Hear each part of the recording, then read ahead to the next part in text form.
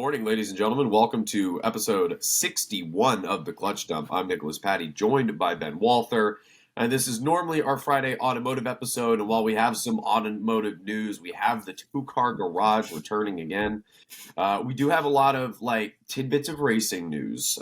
So we're not going to be diving into racing itself or results or stuff like that. But we are going to be talking about some contract signings, some announcements, some relevant info that you'll want to know going into this weekend and going into subsequent weekends. Before we get any further, though, make sure to follow us on Instagram at the Clutch Dump Pod, and then make sure to follow us on all podcasting platforms, whether it's Spotify, Apple Podcast, Google Podcast, Stitcher, Pandora, or some other back market handmade website that we might be on.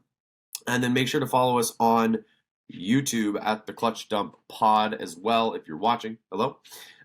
We are going to jump right into it. Ben, do you want to start with Two Car Garage or do you want to start with the announcements? I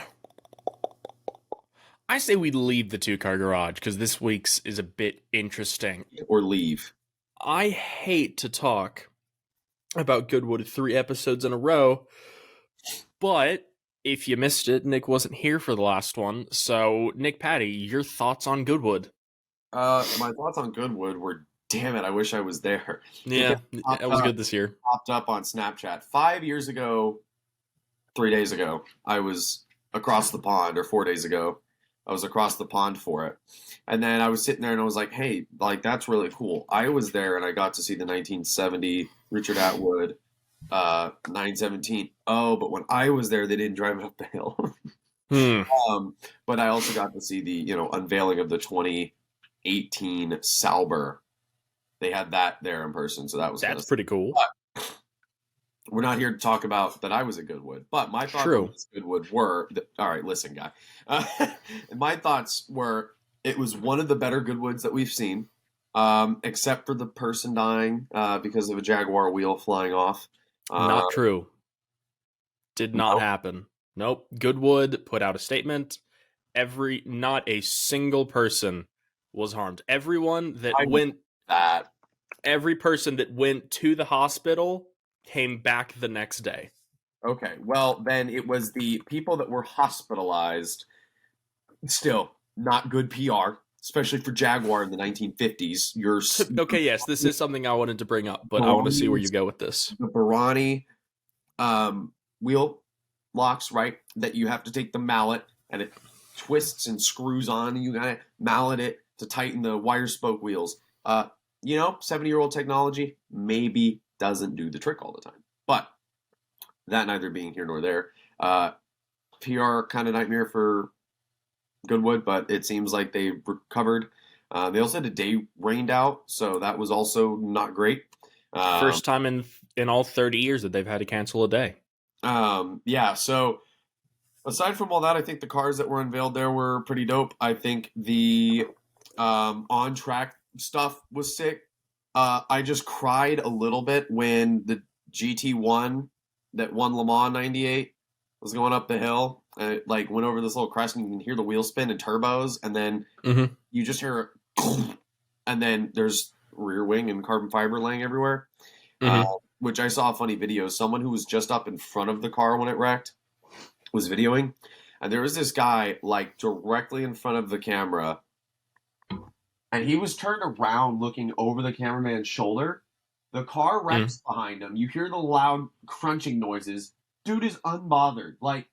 Just keeps looking at whatever he's looking at. And I was like, you just had a Le Mans winner wreck in front of you at Goodwood, and you didn't even bother turning around. So that was a little sad. There was the McLaren F1 GTR that got a little squirrely into the hay bales. There was an F1 car that wrecked. There seemed to be a lot more wrecks this year than I remember. Highlight for me of Goodwood was Jenson Button for all of maybe 15 yards doing a burnout all the way up the Goodwood Hill. Probably the greatest burnout I've ever seen in Goodwood. Oh, are you kidding? I was at my in-laws' house and I was showing Brendan, and he just sat there, and it was at every point he thought it was going to stop, and it just kept going. He was like, what? He was like, I want to see what those tires look like. And then 2 days later, Garage 56 posted what the tires looked like, and it was like, this is what it looked like. And it was, I'll send Ben a photo so photo can go here. But yeah, I don't know. It was a good wood. It just It reaffirmed was a good one. how much I want to go back because I've been to the Festival of Speed twice. I haven't been to the Revival, and my dad has. And Revival looks like the one to go to. maybe I could work it out with Radford. I keep mixing it up with Radwood. I'm like, hey, I gotta work. So the Radford social media team was over at Goodwood, and I was just like, Right, because the Type 62 was running I'd up be the part hill. of the marketing team. Thoughts? Send Yep. me over there. But Yeah, it's Jensen Button a drove lot of four stuff. different cars up the hill. A lot of stuff. Garage 56 car, Radford, Lotus Evija, and Avija, Evija. the one with the J. Yes, Evija. See, you're a tricky one because you can't pronounce most things, but you can pronounce Toprak Razgatliogu or whatever. So I've never known Yes. you. And I, according to Lotus, it's oh, Evija. according to some Brits, it's Avaya. Well, ooh, According to some Brits in a shed, it's it's also Evija. so Yes. thoughts. Um, but are you familiar with a gentleman named Paul Goodman? Maybe name Okay. the bell. So he has a podcast called Love Cars on the Grid with Tiff I Nadell. really don't know who it is. I know who Tiff Nadell is. Okay. He was driving the GT1. That's rough. Speaking of Tiff Nadell, I was looking at 944 spec racers for Brendan. Okay. And no, this actually ties in better than you think it is because I'm sure it does. all three facets of this car, it's two drivers and it's a Porsche race car, tie into what we're talking about. Uh, and I found this one that was ran in IMSA by Tiff Nadell and Richard Atwood. And it was Damn. white with pink and blue, and it looked sick, That's pretty cool. right? That's Hey, pretty sick. I contributed. There we go. Tied all back. And I put it on here as a note just because I forgot to mention it in episode 60. I went and did a track day. Yes. That's about it. You're not going to talk about it more? I mean, I'll talk about MSRC. I feel like for every time I do a Turbo Cup weekend, there's like a whole episode dedicated to it. And you're like, oh, I did things. Okay, next. I did do things. Ben leaned his bike over people. There wasn't a part of his tire that wasn't It's true. rated. Tire was used. I was way faster than my first track day. So this is my second track day on my R6. Trying to think. MSRC is a way better track than MSRH. It's one of those things of the only two tracks I've ever stepped foot on was Coda and MSRH and Lamar. You just didn't drive it. and Lamar. So it's like, oh, big dollar tracks and then not great historic. And I've been on MSR and Lamar. Only driven MSR though. Right. Well, are you gonna have a helmet cam or something when you ride Coda? Because I want to see the perspective of going up into turn 1 and stuff. So helmet cams are not allowed. In the front fairing or something? Is there a way? Yeah, I'm gonna do a GoPro for when I do Coda. We're talking about doing Coda in November. To top it out on the back straight like a good boy. I'm gonna certainly try. What's the top end on your bike? Isn't it 130 something? 165. Yeah. No, I was having this conversation with people. If you're wondering the power to weight for non-motorcycle people, right? Power to weight ratio of motorcycles, because I had non-motorcycle people texting me. They're like, "So is the power to weight ratio like the same as your Camaro now that it has the built motor in it?" Yeah. No. Yes. Just tell them yes, and it's like, yeah, it would be if my Camaro made 1,100 horsepower. That's the math, by the way. You're like, for those wondering, that's the math. Also, Ben, I'm going to send you a motorcycle because I found a motorcycle that I really want. Surprising. No. When you see it, it's not going to be surprising. And Brendan was telling me that Shelby wants to go skydiving. And so I have determined that I will barter, and I will say, I see you wanting to skydive, and I raise you me getting a motorcycle. That's the way Those are that's gonna happen. very different price brackets, Nick. Both life threatening. So can't make a safety argument. Is it old or is it Italian? But Italian, but new. Italian but new. Not All a right. I'm very about that. I like that. I approve. not hot with the chrome tank. Oh, That's very good. cafe Yep. racer. Oh, Big fan. Big fan. Um yeah, so I'm still not as fast as Jacob, which really doesn't surprise me considering he's lighter and on a faster bike. let's just think this way, folks. For those of y'all that don't understand or don't know a crap ton about motorcycles, Jacob Villamain is on a GT3 RS in terms of his bike. Ben is in a 996 base 911. That's about no, it is. Let's just be I'm real. in like an old GT2. No, In the you're right not. hands, Because well, even your if you put your bike in the right hands versus Jacob's bike in the right hands, Jacob's bike is still going to be faster, is it not? um yeah, yeah, probably. Um so but yeah, it was a good time. So we're probably going to do 2 more track days this year. Ooh, and then I get to go and install my fancy carbon fiber fairing Yeah, I later this saw week, that. Oh, it's a fair. which it's a front fender. Okay, because I called it fender. I was like, "Yo, Brendan, look at this fender." I was like, "It is a fender, right?" Because the fairings, Yeah, so the fender on my bike is just plastic and cheap, which is and honestly. it's got 2 bolts that mount on either side of it on the front suspension. And when we're strapping it down to take it to the track day, we noticed that it's like flopping around. Oh yeah. And it's very common on this generation of R6 that the tabs for the back 2 bolts break. Oh, So they well, were broken on both sides. So no matter how much you tighten it, it can still pivot back and forth. hey, because this is the automotive episode, I have an automotive question for you. Go ahead. So I think this is going to be the new segment called Ask Ben, and we'll have users and listeners that can submit questions about racing or automotive. Thoughts? Please. Okay, I'm so about it. Yeah. my question Mm-hmm. on a scale of 1 to 10, honestly, not because I'm asking, because I know your response is automatically the worst. Yeah. On a scale of 1 to 10, reliability. And I forget the generation number, and I promised I was going to remember. I think it's. No, I'm not even going to try to guess. I'll just make all the BMW people laugh at me.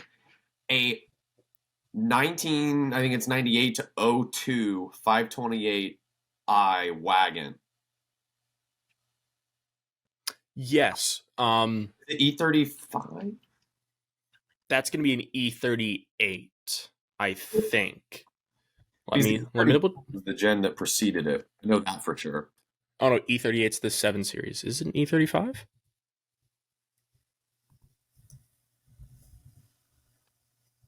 No. Is it E28? Nope. I got my BMW generations all wrong.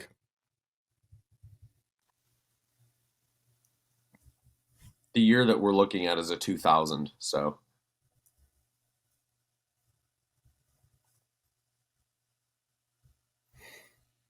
Yes, but what is this generation called? E39. I was so close with E38. Okay. E39s. Yes, really good. Because all that we've been able to find is cooling issues with the radiators and stuff, and those all the time need to be replaced. So yeah, that's just kind of true for this era of German cars, both Mercedes, Audis, and BMWs. Sorry, collectively, those 3 kind of all have those issues. But this generation of BMW, which is this era BMW, is really reliable. They don't have as many oiling problems as the 3 Series does. For some reason, I don't know why, BMWs like to throw oil pump chains. I don't get it. Basically, it's like early BMWs to like when they went to the E36 generation. So like, how much does that cost? I mean, well, that's an engine is the problem. But So it is or is not an issue with the 5 Series that's an E39. I don't hear about it as much. Okay. It's mainly like a um apparently it's mainly like dudes who are building like Okay. old M3 That's race something that if cars. you wanted, you could upgrade, and it would significantly improve the chances of that not happening. Yeah. You Yeah. could preventative maintenance that. So, Um, last question. Well, question sort of. So we've got a deal from a dealer where we can trade Shelby's car straight across for a okay. 90,000 mile black. It is extremely straight California car its whole life. 528i wagon with the factory optioned BMW BBSs on it in silver, and the interior is mint on it. I can send you the actual link to the car. But Shelby is concerned about the maintenance, obviously, because it's an old BMW, but it has extensive maintenance records, and a 90,000 mile car is pretty damn impressive. And obviously, low mileage is good. So, Manual or automatic? automatic, unfortunately. But I told him we can always manual swap it. Like, that's not something that's impossible. You could. We'll do yours and Ryan's at the same time. Okay, so I'm sharing this to you right now so you can just take a little look-sees. But here's the other thing. Okay, I'm about to ask a stupid question. Go for it. All in, if done, but not to race spec. And by race spec, I mean I don't need it to be durable like a race car. How hard would it be to build, not myself, obviously, but pay someone to build an M1 Pro Car engine to throw in the front of the 5 Series? Because it's got to Well, be cheaper than a Porsche motor rebuild for racing. for starters, everything's cheaper than a Porsche motor rebuild. Oh, right. Okay. Just like until you get into other more expensive, Yeah. like a Ferrari race car build is much more expensive. Might be a little more Yeah. expensive. I mean, so here's the thing. For starters, this has an M52 in it, which is cool. Why is that cool? So M52 is just the generation of inline six that's in it, which they used forever. So the good part is it's a straight six, which is kind of all BMW's known for. Right. So we're gonna take that M1 Pro Car thought Mm-hmm. and throw that away. Why? Well, because that's just a different generation of inline six. Like that's just No, like, I did a ton of research on it. I basically just we need to get the displacement higher, and we need to fill it with forged internals so it revs out to 9,000 and makes 470 horsepower. were they making 470 in M1 Pro cars? Yeah, but in the Pro car, like the Jesus. M1 homologated FIA car made less, Um, and the stock well, made 270. So, what we could do with this is you could take E46 M3, which is like the 2004, 2006. Yeah, the good one. You take that, which has an S54, which right. is the generation of inline six after this. Right. That had ITBs, ITVs, independent throttle bodies. Oh. And you take those, they make an adapter kit for the M series. Okay. Inline six, and you could put those on, and you could put like an M3 head on it, and then forged internals, and you don't have to mess with the displacement, but you could almost certainly get this thing NA to rev to like 8,000 and make like 350 horsepower if you wanted. It'd be really cool. So, thoughts on this though? It's 12 grand. That's really not bad.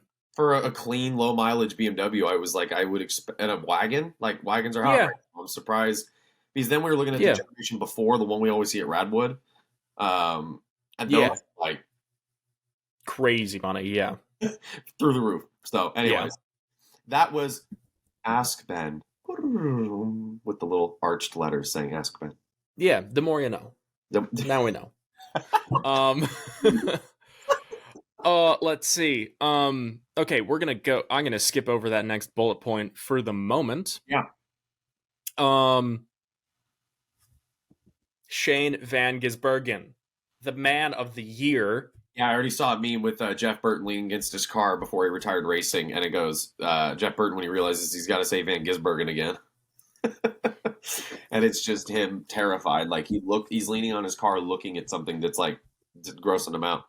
So So Shane SVG Van Gisbergen is coming back to NASCAR. He will here, make his return at the Verizon 200 at the did we Brickyard. mention Brody Kostecki or no? Did we do that last time? I can't remember. I did not know. Okay, so Brody Kostecki is also joining NASCAR from V8 Supercars. And he and SVG have had super close on-track battles. If you go check out the Supercars Championship Instagram, which is the V8 Supercars Instagram, they just posted a video of some of the hardest racing I've ever seen between the two of them in Camaro ZL1s. I don't know why you wouldn't want to watch that, so go check it out. Yeah, go look at it. It's awesome. I mean, ZL1s doing race car things. Come on. They're not ZL1s, but yeah. They're both, well, they're about as ZL1 as the NASCAR's a ZL1, but we still call them. They're actually far more ZL1, but yes. They're coming over, and they're both racing in Indianapolis. And then Jensen Button's also doing Indianapolis. And then there's another like guest celebrity driver that's doing Indianapolis. So people were saying that it's potentially going to be the race of the year. I'd like it noted, this will be what saves NASCAR. It's not NASCAR. It's other famous people coming to race NASCAR. Well, it's other famous people who are like, I have a hankering for some V8, and I can't get it anywhere else. Okay, so I watched, listened to whatever, an interview with SVG. Yeah. After the Chicago race. Not like directly after, but it was like some time after. And he's like, man, these things are so much easier to drive than V8 supercars. He's like, they're so much faster and have so much more tire. He's like, they're comfortable. So easy to drive. He's like, for our cruise, a road trip in one of these. For our American audience, who isn't familiar with who SVG is and is wondering why this dude showed up and then suddenly started winning races, I'm going to run through races. I'm going to run through SVG's career real quick because we talk about him as the V8 supercar guy. Yep. So he's raced in the V8 Supercar Championship, the Bathurst 1000, V8 Super Tours, Bathurst 12 Hours, Blancpain GT Series, IMSA, 24 Hours of Daytona, 24 Hours of Spa, Intercontinental GT Challenge Series, 12 Hours of Sebring, 24 Hours of Le Mans, World Rally Championship, World Rally Championship 2, the series below it, and now NASCAR. He's a 3-time Supercar Championship, 2-time Bathurst 1000 winner, 2016 12 Hours of Bathurst win, in a McLaren 650S GT3 car, 2016 Blancpain GT Series Endurance Champion in that same McLaren 650S GT3 car, and came second in the 2015 24 Hours of Daytona. Stick the dude into anything, he'll start winning races. Yep. So the man is an animal. So if everyone's wondering why this random dude showed up, it's because he's not a random dude. He's like the modern day Jim Clark, but with an accent. So SVG is coming back. I did not mention that Valentino Rossi won a race. I completely forgot. Rossi winning things. Won at Misano in World GT Championship. Yeah, Fanatec World GT Championship. Yep, won in his BMW M4 GT3, the Skechers car. It was super cool because his inner MotoGP came out where he just got out of the car at random corners of the circuit and started celebrating with the fans because he's so used to on a bike. You just pull up, you're doing your waving, you're doing your burnouts, you're standing. Right. And so he just hops out of the car, like stands up on top of it at random corners, and then everybody was like, "Oh, Rossi, please don't get a penalty. Please don't get a penalty. Please don't get a penalty. Like, you can't do these things in racing, in cars. Like, come on." But so we're super happy for Vale. Congratulations to Kevin Magnussen on the arrival of a new baby. Which the timeline is, kind of funny on that one. It's the internet is very quick, and I applaud them because approximately 9 months ago, Kevin Magnussen got a pole position. I don't know. We may never know, but Charles Leclerc has signed a multi-year deal with Ferrari. Poor guy. Justin Haley joins Rick Ware Racing starting in 2024. As of an hour ago, I did not see this. I'm gonna have to go look this up. Nick added this as of an hour ago. The FIA World Rallycross Organization. Association Yeah. organization confirmed fire has destroyed both Special One Racing's cars and Lancia Evo RX cars. So that's the cars that we talked about that look kind of like Lancia Delta, Well, but they're the electric rallycross cars. the photo is depressing, and I just Is realized I it? save it on Instagram, so I'll try to find it. But I will. you just see empty shells of what looks like a Lancia Delta. Really? Well, Yeah. hopefully everyone was okay with that, and hopefully they can I don't think there was any injuries, but it was just like, rebuild the cars. yeah. Okay, so there's some news, which feels like old news now. But we haven't talked about it because we were going to save it till episode 60, and then someone didn't show up, so we'll talk about it We didn't now. clarify what time in the morning, Well, Which we're not going to be able to do these mornings when I'm in Phoenix because I'm 2 hours behind. So I know we're going to have to figure that out. All right. I was like, don't expect me to wake up at 5:30 for this. Nick, it's 1 a.m. Why aren't you awake? And actually, I get off work 8 o'clock Central Time. Okay, that's not too bad. Poor Nick DeVries has Yeah, that's what has fallen victim to the hand of Helmut Marko. So, for some reason, if you did not see this, hey, man. Nick DeVries, who was the old wait, who oh, I don't know, when this podcast started, said that Nick DeVries was past his opportunity for Formula One and said, I believe, if memory serves me right, that would be you. Yeah, I'm sitting over here with everybody shocked and everybody on Twitter like, oh, Nick was so nice, you didn't even give him a chance, he's just a rookie. And I'm like, hello? Does nobody know who he is? So, on one hand, the internet is correct.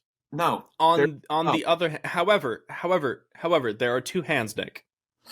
Well, however, on the other hand, he is old and did bring an abundance of experience coming into this. And, everyone was like, oh, well, Yuki had 2 bad seasons before this and blah, blah, blah. Also Yuki was... Mercedes fired him because he wasn't even a good enough reserve driver. Yeah, so, I mean, everyone's comparing... People are talking about experience. I've heard people be like, oh, well, that's Formula E. It's different than Formula 1. It's like, guys, no. Mercedes had him on their team, and as a reserve driver, he wasn't meeting their expectations. And now all of a sudden he has an actual seat? Right. Let's not act like Red Bull... guys, Albon was treated worse than DeVries was. Gasly was treated worse than DeVries was. This isn't like... Of all the Red Bull cannings, Danny Kvyat as well, this is not the one to be upset about. I don't understand why people... Oh, I do. Drive to Survive fans. You have a bunch of people that are watching it that are like, oh, poor babies. This is the first Red Bull tragedy they've experienced. So, drives me up. Heads up. Get used to it. This happens a lot. Get used to it. Ever since Daniel Ricciardo made a bad career decision, it's been this way. It's just started a spiral. Speaking of Daniel Ricciardo, though, he did get the seat, which no one was really surprised about. A couple different people on different social media platforms predicted that this was going to happen at the start of the season. Not a good move. Hot take. Not a good move for Daniel, or for what? Daniel. The only person that this could go badly for is Daniel Ricciardo. Yeah. I will say this. To be fair, in Red Bull's defense, might be the smartest move they've ever made. Nah, I think it's... Well, okay. On Red Bull's part, maybe. But I think Daniel is only going to prove that he continues to not thrive in an environment which the car isn't being designed around him. That was his problem at McLaren. Yep. At Renault, it was just that they were developing really slowly, I guess. I don't know why he for McLaren, honestly. I still don't understand that move. I think all that is going to prove is Yuki is in his stride. Yuki's performing the best he has so far in Formula One. Yep. And of all the times to join a new team, especially when Red Bull's already showing how cutthroat they are, I mean, obviously Daniel will know if he's ready, and we'll know this weekend. But if he does not beat Yuki this first weekend, it's already downhill. Yep. Like, he passed So every single time. I hope people understand this. Daniel Ricciardo being a 8 or 9 time Grand Prix winner, a Red Bull star driver, a Red Bull when you call it like a franchise player in football. Like, he was supposed to be yeah, the team's driver to replace Vettel in 14 and 15 and 16 before Max came along. So Daniel Ricciardo, this is his last opportunity to prove that he deserves to be on the grid. And if a small, young, hot-headed Japanese driver consistently outperforms him, no team will look at Daniel Ricciardo seriously. And alternatively, Red Bull will say, listen, Daniel, you've been great. You had a bunch of marketing value. We appreciate it. sayonara. Not only are we not considering you for a Red Bull seat, we're going to bring in another Academy driver that we think at least has the opportunity to beat Yuki. Daniel Right. has the experience. He has the skill. Last of the late Yeah. race, let's remember. Definitely, for sure. If he does not beat Yuki, it's not, oh, Daniel, he's just not good enough, or there's zero room for error for him. And so I feel like Yep. jumping in mid-season without a preseason to kind of get in with the team, assist with the tuning and the development. Right. We're already having expectations for him mid-season. Oh, Daniel was so much better in all these sim testing that you had to replace Right. mid-season. And the reason Nick got replaced wasn't because he was wrecking the cars. He just wasn't beating Yuki. So Right. That's the all. goal is beat Yuki. And if he doesn't do that, he's absolutely shafted. Right. So, this is, yeah, everything you said is correct. So this is how this is going to work from Red Bull's standpoint. Number one, they were already paying Nick DeVries and they were already paying Daniel Ricciardo. Now they're just not paying Nick DeVries. Win-win. Okay? Nick DeVries wasn't performing. So worst case scenario, Daniel Ricciardo doesn't perform. Right. Win-win. Possibilities. Daniel Ricciardo starts getting points every weekend. Good. Win-win. Win-win. Other possibility, right? So for starters, Daniel Ricciardo is there to benchmark Yuki. That is his purpose in that seat. On Red Bull's side. Obviously, on Red Bull, it's different. Yeah. Right. On Red Bull's point of view is, all right, they were hoping that Nick was going to be the benchmark, but Nick was doing worse than Yuki. Well, they know that Daniel's fast because of sim work and because of the tire test. We'll put Daniel in there. If Yuki keeps beating him, all right, Yuki's a good driver because they have a benchmark. Not to mention, all of Daniel's sim and tire testing stuff was in the Red Bull. In the Red Bull, not the Alpha Tauri. The Alpha Tauri. That's what I should have said that fully. So that is going to be dramatically different, and we see that very Charles or Fernando even in a car that is a hair out of that kind of window of what they can drive well in. Granted, I think Fernando's a better driver, but even then, Fernando can only do so much if the car is too far outside that window. And so that was Daniel's problem at McLaren. The car was fine for Lando, but it was not within that window where Daniel can drive it on the limit and get the most time out of it. And so if it's not that way at AlphaTauri, he may be shafted because no fault of his own, the car is not good. Everybody had expectations. He did everything he could, and it just doesn't work. It just doesn't. You can't force it to work. And unfortunately, as I've learned in many weeks of Assetto Corsa Competizione playing, the car's got to be tuned just right. Does it? That's all I have to add. So, our breaking news, ladies and gentlemen, right here. Breaking news. Car setup matters. Someone get Adrian Newey on the line. Let him know. I don't know that he knows. Adrian memes, but it was Adrian Newey standing next to the new Red Bull after they unloaded it, and he had his pencil out, and somebody just tweeted in all caps, "Adrian, please put the pencil away. Stop, please stop." Oh my god. Okay, sorry. Quick sidebar. All right, so Red Bull brought upgrades to Hungary. For those, by the way, we're filming this the morning of Friday the 21st. So this weekend is the Hungarian Grand Prix. Can I just say how relieved I am that freaking car has side pods, dude? Like, I can... Okay, so this was a thing, right? So Red Bull announced they were bringing a major upgrade to Hungary and that the car was going to look different. And the meme that started going around was, oh my gosh, could you imagine if the Red Bull shows up with no side pods like the Mercedes looked at the beginning of the year? but it's faster, and it's Right. like we need a 24/7 camera on Toto Wolff's face, just this Yep. close Yep. on his face, so we can just see the tear go Well, down the side of his cable. face. Oh, dude. I mean, like, those headphones had no chance if that car showed up with no side pods. Monitors. He's just going to end up ripping it off the wall and chucking them into pit Dude, lane. someone's got to check on Mick. I mean, like, Yeah. someone's getting hit. Your job at the factory is to be the punching bag. Let me hit you. Dude, but I mean, like, if that car showed up with no side pods and worked, it's like Adrian Newey's literally doing side missions now. Like, there was no reason for this. They were winning by so much. And they were, like, my next achievement, front and rear wingless. We're going back to 1978, and y'all are going to hate it. Exactly. So, and like, he's like, yeah, I just fixed it on my lunch break. And turns out it works. And then just slapped it on the car. On my ham sandwich. That's right. Right. It's like sitting there having a cup of tea with Christian and is just like sketching on a napkin and is like, why don't we just try this? And it's like, yeah, that's faster by 8 seconds now. You just give it to the engineers. They're like, make this. And they're like, this is an old fashioned.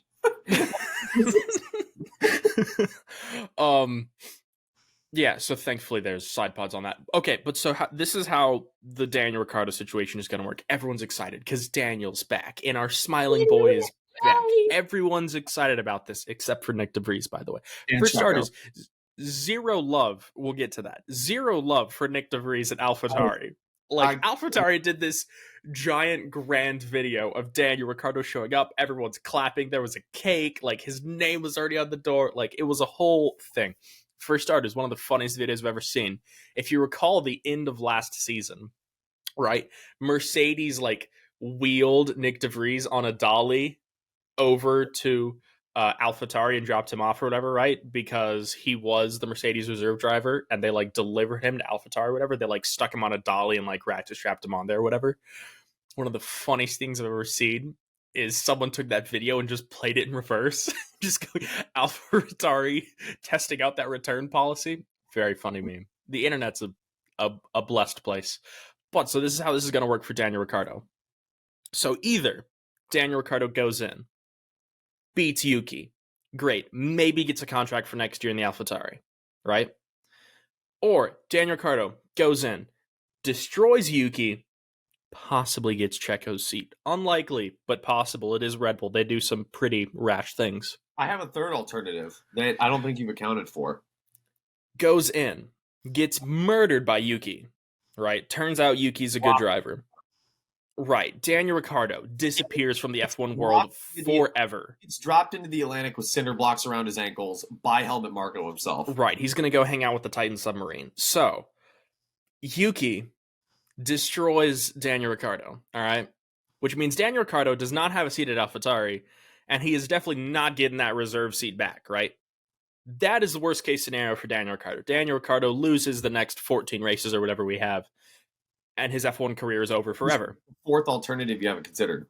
Yuki Tsunoda destroys... Okay, apparently there's a fifth, because you just keep coming up with them. I've got like 7. Yuki Tsunoda destroys Daniel Ricciardo. Yuki Tsunoda gets Checo's seat. Yeah.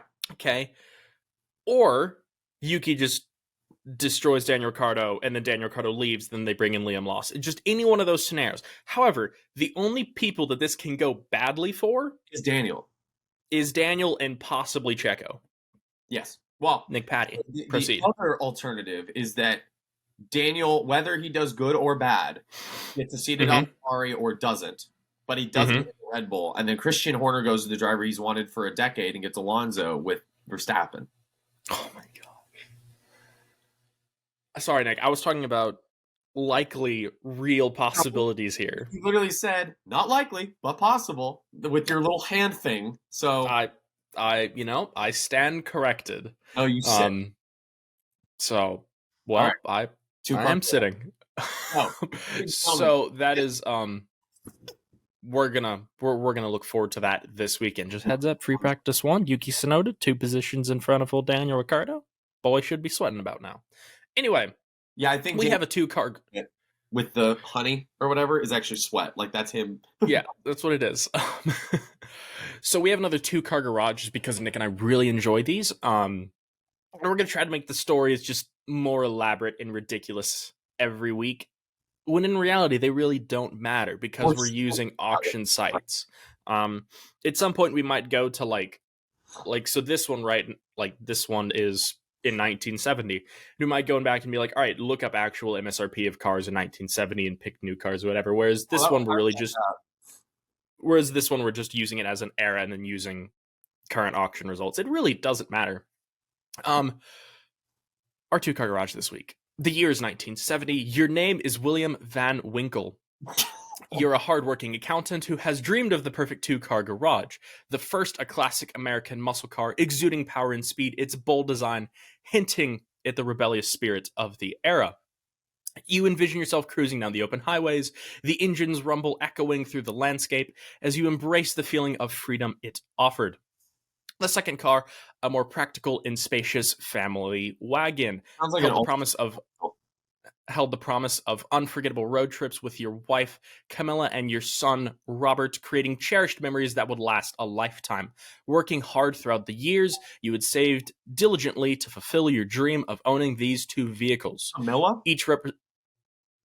Yes. With Camilla, I'd dump her at the curb.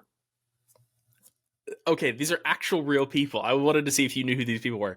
Each represented a different facet of your life, a fusion of passion and practicality, all wrapped in the nostalgia of the late 60s, making the prospect of owning both an irresistible and fulfilling goal. I'd like it noted, I did not write that. I just filled in the blanks. Actually used ChatGPT to write that. I've never used it before. I just wanted to see how it worked. No wonder it was so eloquent. Right? There's no way I would write that. Okay, so does the name Van Winkle mean anything to you? Well, there's Rip Van Winkle, so... Okay, but do you know who Robert Van Winkle is? Okay, you probably know him by the name Vanilla Ice. Rolling in my 5.0. Oh my god, are you for real? Straight up, dude. Robert Van Winkle is Vanilla Ice. William Van Winkle is his dad. Okay, cool. It's not... So I just picked people. That's all. Okay. Okay, so you saved up $50,000 in 1970, which is concerned as to why when you're like, who could I add? Vanilla Ice. Like, why was that Vanilla Ice off your head? Oh yeah, the home renovation specialist, Vanilla Ice. Yeah. No, just because I was looking up just famous people, it just came up. I can't remember what rabbit hole I went down, but this is how we got. I'm actually more concerned. You saved up $50,000 in 1970, which is roughly $394,000 today, to buy your dream muscle car and family wagon. Years 1965 to 1970 are allowed. Use auction websites to find your two cars, etc., etc. Mr. Patty, your two-car garage.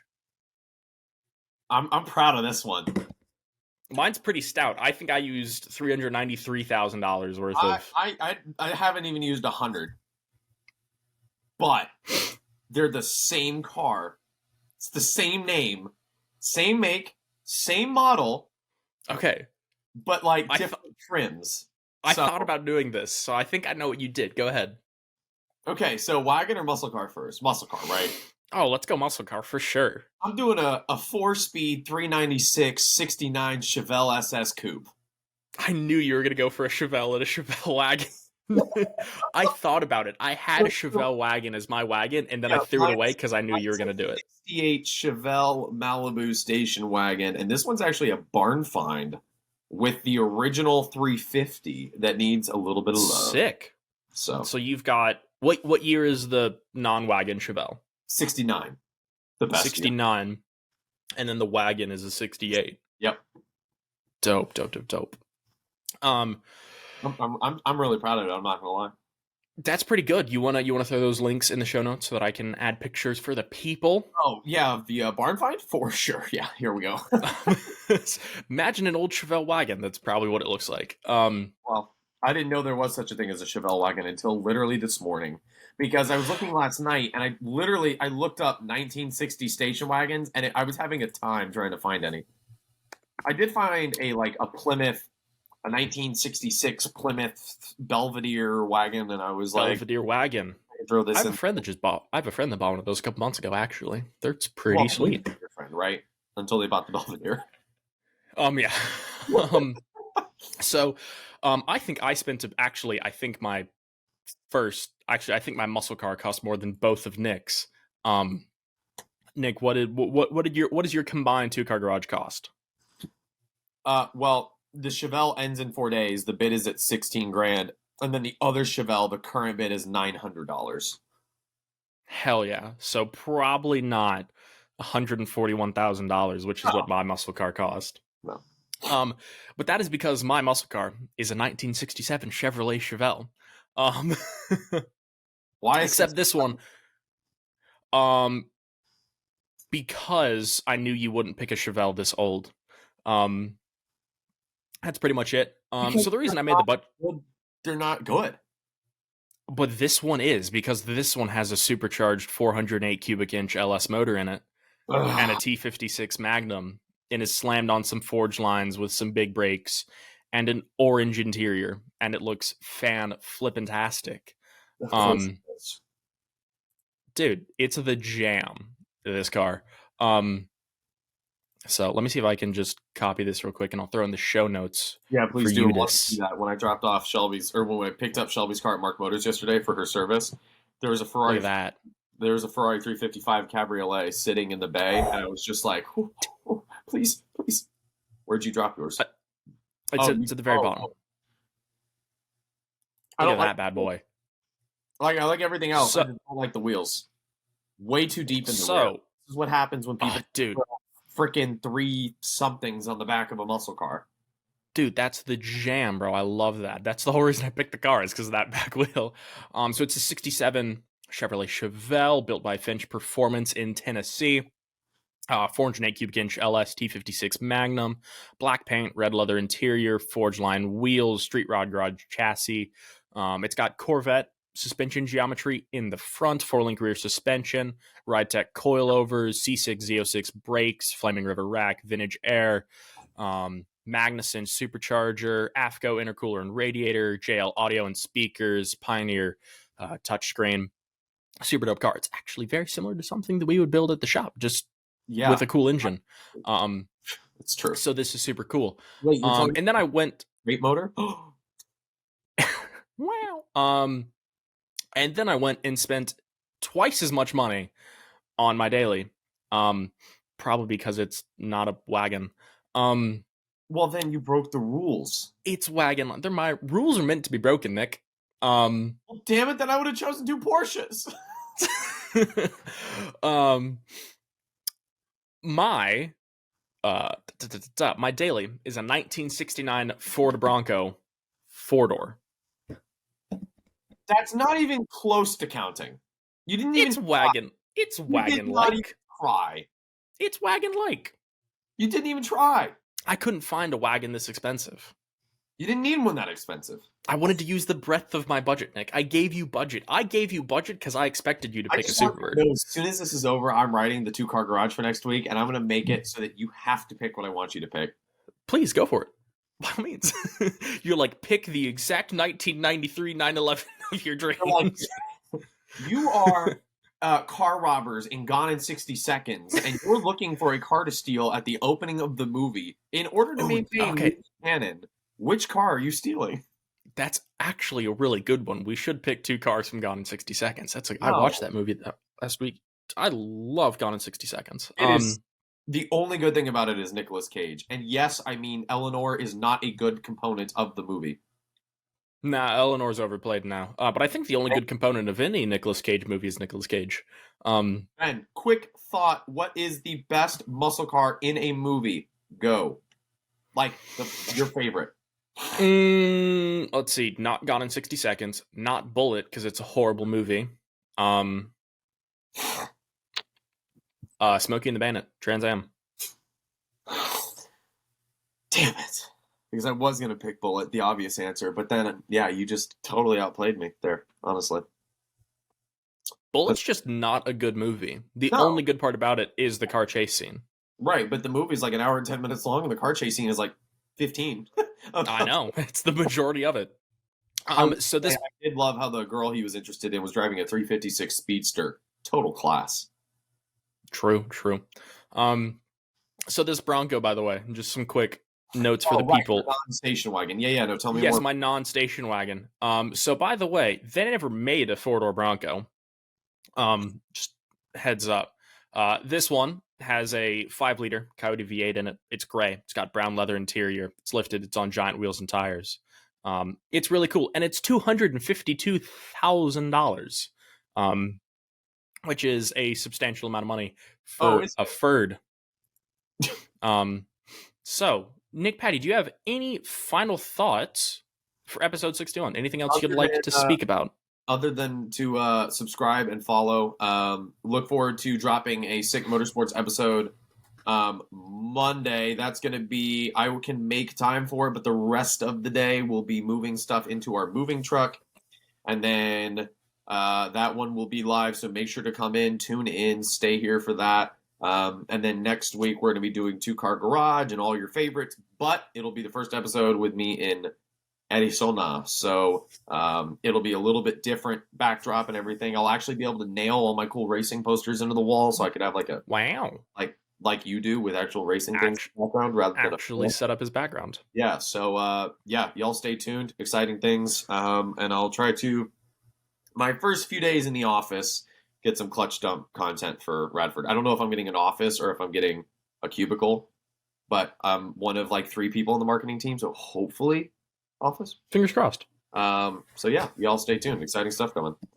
Fantastic. Well, when all that happens, we'll make sure to let you know. Like Nick said, make sure you subscribe if you're on YouTube, like, share the video, turn the notification bell on so that you see when this episode and ones like it go live. Whatever podcast platform you're listening to us on, make sure you follow, subscribe, leave a rating and a review.